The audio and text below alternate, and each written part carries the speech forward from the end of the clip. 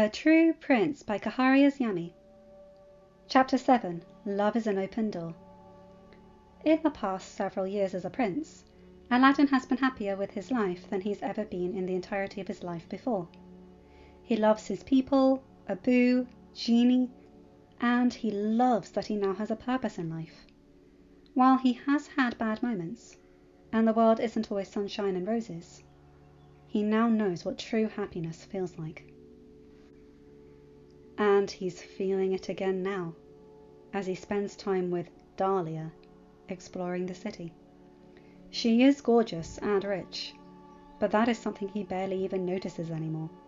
Beyond any superficial attractiveness she is also incredibly intelligent, kind, and willful. While he knows the law forbids it, when she talks so passionately about her people and protecting them, he can see her as the next sultan, ruling Agrabah into a time of unmatched peace and prosperity.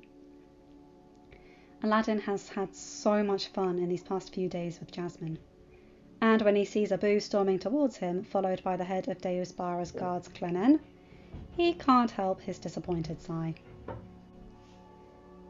He knew it would happen eventually, but he had hoped to have a little bit more time with Jasmine before the inevitable revelation that they were both royalty. It seems his vacation had come to an end. Aladdin Ali, do you have any idea how much trouble you are in? Oh no, the full name. Abu is more furious than he's ever seen the once monkey, and Shalem is glowering at everyone in his path. Oh, I'm doomed. Hey Abu, how's it going? Aladdin should probably be more worried, but he can't regret his actions.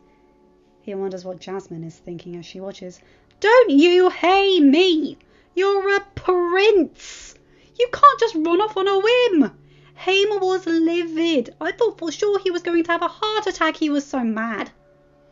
Abu is obviously trying to be mad for the sake of Chalem, but Aladdin can see the smile twitching at the corners of his mouth.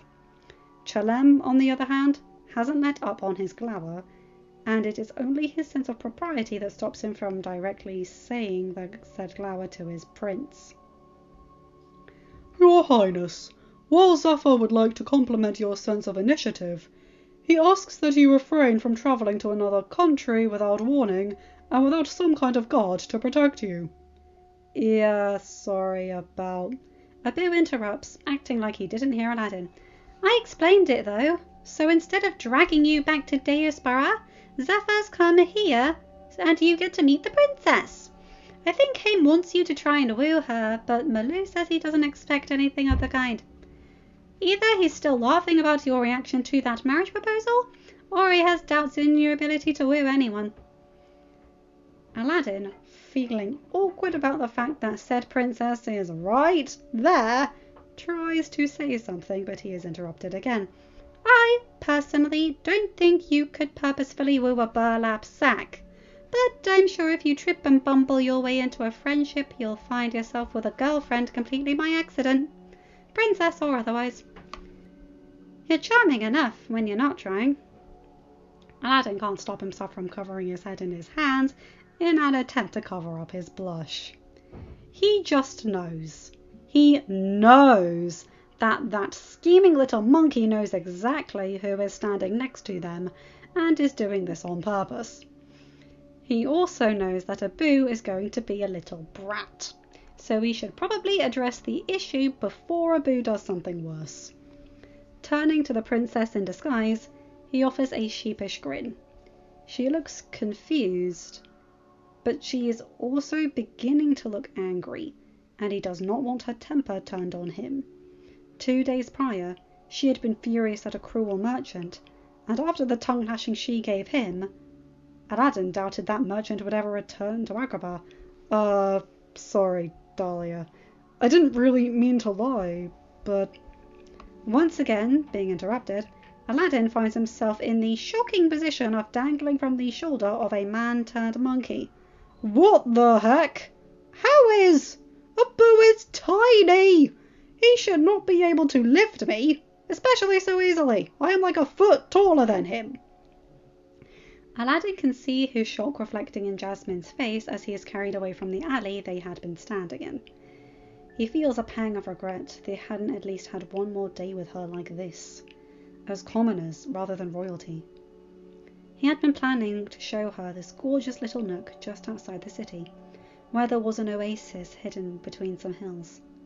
He had found it in his previous life, and it was the only place other than his home that he could truly ever relax in. Well, that's not happening now. Though I guess we could sneak out later or something. Before he can muster his wits about him and say something in farewell, Abu carries him out of sight, Chelem marching menacingly behind. Resigned to his fate, yet not regretful in the least, Aladdin drops his head and sighs. My ears are going to be ringing for hours once Zafar's done with me. True to his prediction, Aladdin can feel his ears ringing hours later from the shouting Zafar treated him with upon his arrival at the camp outside of Agrabah.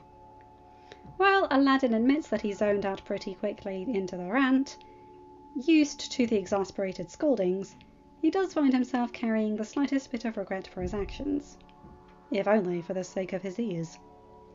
Now that said schooling is finished, he, Zafar and Abu are lounging in the main tent and discussing the following day. Due to your rash decisions, Zafar is saying with a sharp glance at Aladdin, we do not have time to set up a formal courtship request, nor even a formal request of any kind. Luckily, Agrabah is a close enough ally of ours that a sudden house call with minimal warning has been done before, and isn't too much of a faux pas. But I urge you, my prince, to stop making such sudden, rash decisions. When Aladdin gives a complaint nod, Zafar continues, we will head to the palace at 9:30 tomorrow, so do be sure not to dally. I know how much you love your sleep, my prince. We will be introduced to the Sultan and his daughter, Princess Jasmine. We have several coffers of jewels, coins, and several jars of our famous jams as tribute for our unexpected visit. It is my hope that we can foster a stronger relationship between our two nations. Haim has urged her to try and court the princess, but any relationship between you two would merely be a bonus. I have no expectations. Do you understand? Aladdin shakes himself out of a dreamy thought of Deus Barra's famous jams to answer, Yep, this'll be fun. Zafar shakes his head with a sigh, seemingly resigned for the night of his informality. Aladdin is just excited to see how Jasmine reacts to him. Before he can say anything else, he is interrupted by a yawn. He hasn't realized how tired he is. Being scolded is tiring. Zafar smiles fondly at his young prince and stands. Now, it is getting late, and you are tired. Sleep, so you do not act like a child tomorrow in front of the Sultan. After Zafar leaves, Aladdin pushes back his sleepiness and turns to Abu, so he can ask the thing that's been bugging him all afternoon. So, how on earth did you pick me up? I mean, you've definitely gotten bigger since the day we met, but you are still a foot shorter than me. Like, the only thing I can think of that would let you do that is... He grins, looking at the figure who has just appeared behind his oldest friend. Magic. Genie, when did you come back? Hey, Al! I arrived a couple of days ago to find the nation in a tizzy, and you nowhere to be seen. How's it going, Princey? He laughs, rushing to the genie and getting a big blue hug. It is so good to see his friend again. Really good. How'd your vacation go? Got me any souvenirs? It's been fantastic. There's this amazing little gift store at Alpha Centauri. Oh, it's a great place to get these little trinkets. Genie stops in his ramblings for a moment to pop into existence two things, giving them to Aladdin and Abu before continuing on. I can't for the life of me remember the name for them, but they enhance your most immediate want to the 3rd degree. So cool, right? I also went to this great city. It was underneath the ocean. Can you believe it? They had... Aladdin, while interested in the genie's adventures, finds himself entranced by the thing in his hand. He isn't really sure how to describe it. It is somehow, quite literally, indescribable. If anyone asked, he would not be able to tell someone what shape it has, or what it looks like. All he knows is that he looks at it. He can feel himself getting sleepier and sleepier the longer he stares. Oh, that makes sense, he reasons drowsily. I'm very tired, so it's making me really, really, really want to sleep. He's asleep before he hits the floor. He is quite lucky to have a genie as a friend. Otherwise he would have ended up with a headache from actually hitting the floor, rather than spontaneously ending up on his bed. There is the fact that, without Genie, he wouldn't have been falling asleep due to the unnamed alien artifact given to him by said blue being, so that point may have been moot. But Aladdin is asleep, and isn't aware of any of this, so the whole thing is moot, in the end. End of chapter. Hi guys, hope you enjoyed that. I really like that one. He's basically going on a date with Jasmine, and then suddenly Abu's just like, excuse me!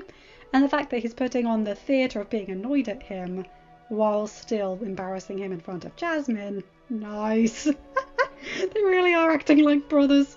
This is reminding me of a few situations in my life. But also, Genie's back. Whoop, whoop, whoop. Anyway, yeah, I'm looking forward to the next chapter. You guys know the drill. Like, comment, and subscribe, and hit that bell to get notified whenever I upload a new video.